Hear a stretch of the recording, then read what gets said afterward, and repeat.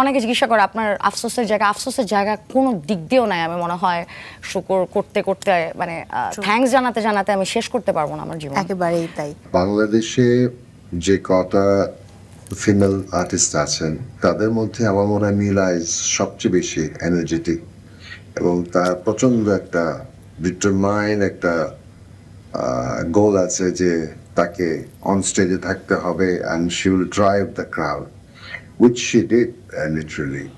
এবং তার জীবনে যে কতগুলো বছর সে কাটিয়েছে, যেভাবে সে স্ট্রাগল করেছে, সেটা সত্যি প্রশংসনীয়।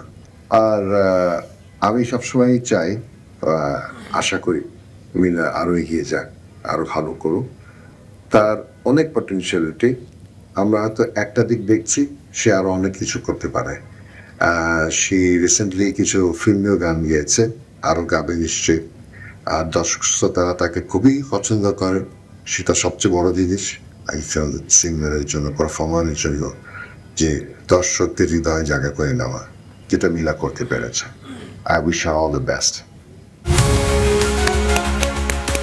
বাহ, আমি আমি কি কি বলবো, মানে আমি অনেক ব্লেসড একটা মানুষ। ওইভাবে বলতে গেলে ওনাদের মানাম ভাইয়ের পর্যায়ে প্রশ্নই উঠতেছে না যাওয়ার, চিন্তাও করতে পারি না। বাট আমার জন্য ওনাদের পক্ষ থেকে একটা কমেন্ট আসা মানে it's a hell of a thing. মানে অনেক কিছু ভাই, অনেক কিছু। মানে আমার লাইফে আফসোস, অনেকে জিজ্ঞাসা করে আপনার আফসোসের জায়গা কোনো দিক দিয়েও নাই। আমি মনে হয় শুকর করতে করতে মানে থ্যাঙ্কস জানাতে জানাতে আমি শেষ করতে পারবো না আমার জীবন। একেবারেই তাই।